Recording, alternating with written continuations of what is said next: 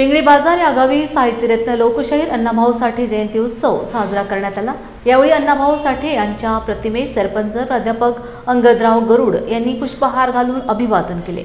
तर विचार मंचावर रिपब्लिकन पार्टी ऑफ इंडिया आठवलेचे गटराज्य संघटक DN दाभाडे, रिपाईचे ज्येष्ठ नेते जयप्रकाश इंगोले तसेच महिला मंडळ व समाज बांधव मोठ्या संख्येने उपस्थित होते। यावेळी अण्णाभाऊ साठे यांच्या प्रतिमेची मिरवणूक काढण्यात आली।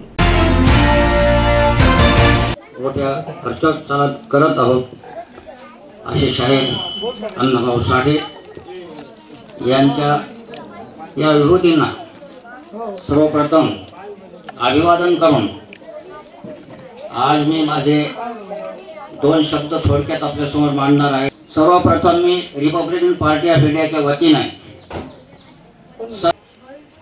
प्रत्येक महापुरुषाची जयंती ही का करायची हे महत्त्वाचं आहे।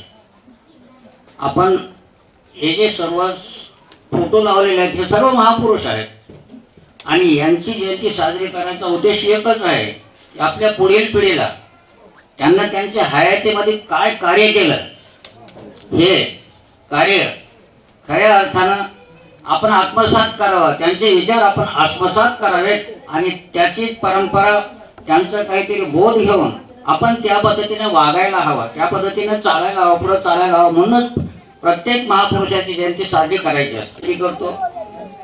शिवाजी महाराजांची जयंती सुद्धा या ठिकाणी साजरी होते, अण्णाभाऊ साठेची होते, अजून पुन्हा साळवेजी यांची सुद्धा जयंती या ठिकाणी साजरी होते। त्या जयंतीला मी बरेच वेळ हजर राहिलेलो आहे। परंतु यांना त्यांच्या हयातीमध्ये काय कार्य केलं हे आता छोट्या छोट्या लेकरांना सुद्धा माहीत झालंय। आपल्या पिंगळीचे लहान लहान बालक जे आहेत ते अण्णाभाऊ साठे यांच्याबद्दल बरेच व्यवस्थित बोललेले आहेत, त्यांचे आपले विचार मांडलेले आहेत। मला एकच म्हणायचे की अण्णाभाऊ शाहीर अण्णाभाऊ साठे हे 1.5 दिवस शिकले, हरकत नाही।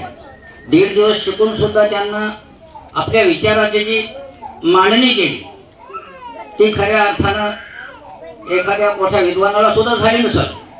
म्हणून आपण अण्णाभाऊ साठेचे विचार आत्मसात करायलाच पाहिजे। 1.5 दिवस शिकणारा माणूस या पद्धतीने त्यांना जी पदवी मिळते, शाहिरी पदवी त्यांना मिळालेली आहे, त्याचप्रमाणे फकीरा कादंबरी महाराष्ट्र शासनाने त्यांचा सत्कार बाबासाहेबांना अर्पण केलेले आहे। त्याचं कारण एकच आहे की शाहीर अण्णाभाऊ साठे बाबासाहेबांना सुद्धा मानत होते, बाबासाहेब गौतम बुद्धाला मानत होते, शिवाजी महाराजाला मानत होते, यांना सुद्धा महात्मा ज्योतिबा फुले यांना सुद्धा बाबासाहेब मानत होते। हे एवढे मोठे महापुरुष एकमेकाचे विचार आत्मसात करत होते।